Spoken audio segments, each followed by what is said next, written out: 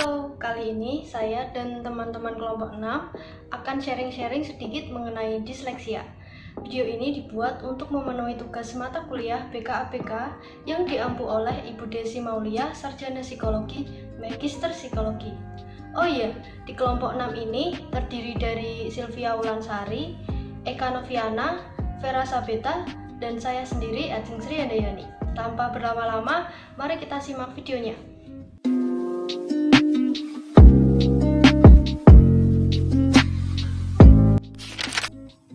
Mendefinisikan tentang disleksia. Istilah disleksia berasal dari bahasa Yunani, yaitu deis yang berarti sulit dalam dan lex berasal dari lexing yang artinya berbicara. Menderita disleksia berarti menderita kesulitan yang berhubungan dengan kata atau simbol-simbol tulis atau kesulitan membaca. Snowing juga mendefinisikan disleksia, yaitu gangguan kemampuan dan kesulitan yang memberikan efek terhadap proses belajar. Di antaranya adalah gangguan dalam proses membaca, mengucapkan, menulis, dan terkadang sulit untuk memberikan kode perkodean angka atau huruf. Di sini, disleksia sering ditemukan pada anak sekolah dasar. Disleksia yang tidak terdeteksi secara dini mengakibatkan kesulitan dalam membaca yang terus berlanjut, dan anak pada remaja memiliki rasa percaya diri yang rendah di antara teman-teman sebelumnya. Jadi sangat perlu dilakukan deteksi disleksia secara dini dengan mempelajari simptom-simptom pada anak awal sekolah agar dapat dilakukan penanganan secara tepat. Di sini Santrok juga mendefinisikan disleksia, yaitu merupakan gangguan kognitif yang berupa ketidakmampuan membaca pada anak kesulitan untuk mengenal huruf-huruf yang hampir sama di mata anak, tulis merupakan coretan yang sulit untuk dibaca. Anak dengan gangguan ini dimungkinkan mempunyai IQ yang baik dan kemampuan lain juga baik, namun dalam hal membaca akan mengalami kesulitan.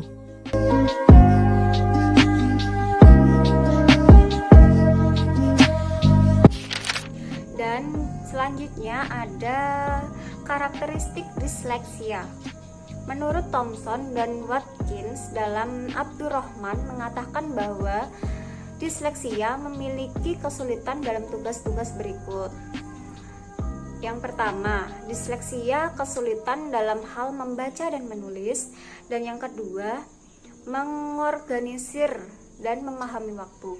Yang ketiga, mengingat urut, nomor, dan konsentrasi dalam jangka waktu yang lama. Yang keempat, belajar dan memahami ucapan dan tulisan. Yang kelima, mengenali dan mengulang kembali tulisan atau ucapan. Yang keenam, menemukan dan mengelola informasi tekstual. Dan menurut pendapat Fairmont yang juga dikutip Hargrove dalam Abdurrahman mengungkapkan bahwa perilaku anak berkesulitan belajar membaca sebagai berikut. Yang pertama, anak memiliki kekurangan dalam diskriminasi penglihatan. Yang kedua, tidak mampu menganalisis kata menjadi huruf-huruf. Yang ketiga, memiliki kekurangan dalam memori visual. Yang keempat, memiliki kekurangan dalam melakukan diskriminasi auditoris. Yang kelima, tidak mampu memahami simbol bunyi. Yang keenam, anak kurang mampu mengintegrasikan penglihatan dengan pendengaran. Yang ketujuh, kesulitan dalam mempelajari asosiasi simbol-simbol irregular atau khusus yang berbahasa Inggris. Dan yang kedelapan, kesulitan dalam mengurutkan kata-kata atau huruf. Yang kesembilan, membaca kata demi kata. Dan yang kesepuluh, kurang memiliki kemampuan dalam berpikir konseptual.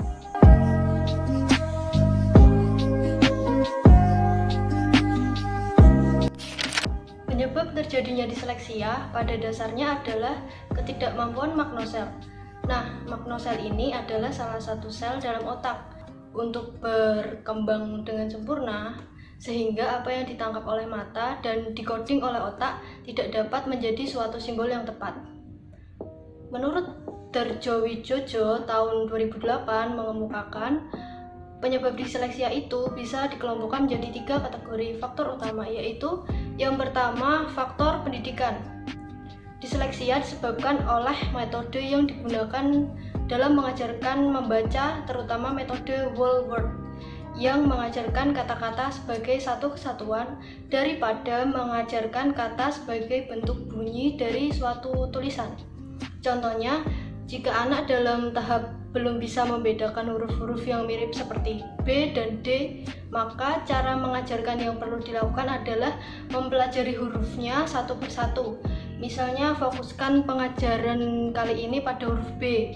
Tulislah huruf B dalam ukuran yang besar, kemudian mintalah anak untuk mengucapkan sembari tangannya mengikuti alur huruf B atau membuat kode tertentu untuk tangan.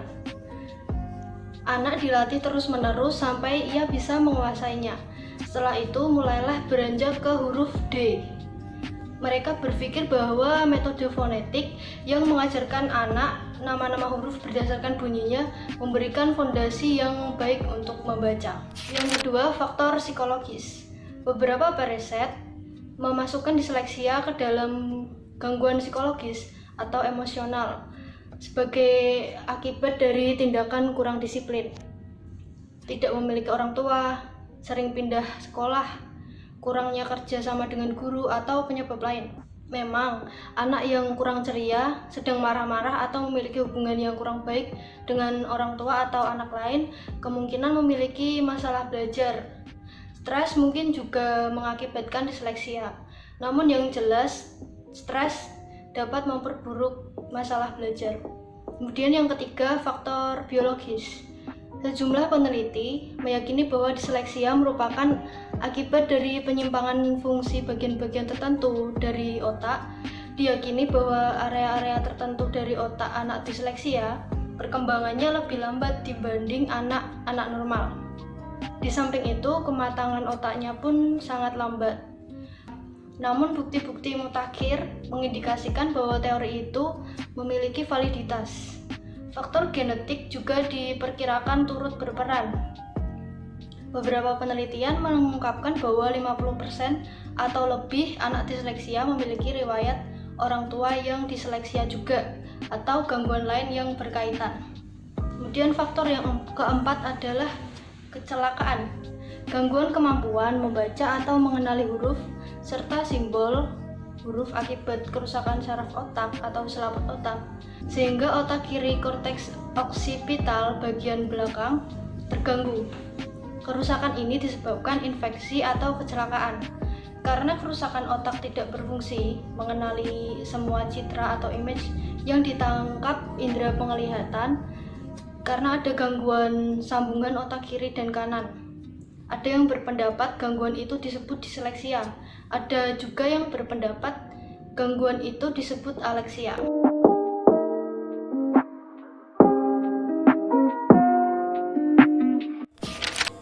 Di sini saya akan menyampaikan mengenai hambatan pada anak disleksia. Secara umum, dapat dikatakan bahwa anak disleksia terhambat dalam pengembangan bahasa, dalam hal menulis, membaca, serta mengingat kata.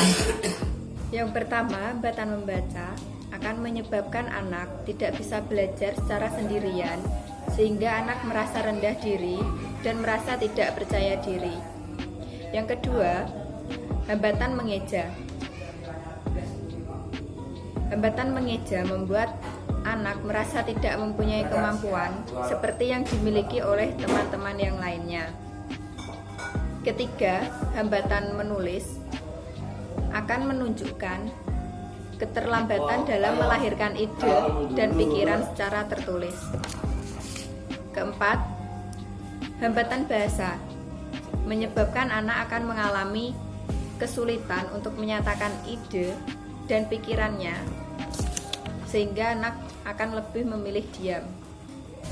Yang kelima, hambatan mengingat kata. Hambatan mengingat kata ini akan berpengaruh dalam menyusun kalimat, sehingga anak akan kesusahan untuk membuat sebuah kalimat. Oke, itu tadi adalah video yang kami persembahkan. Semoga videonya membantu dan berguna. Stay safe and keep healthy.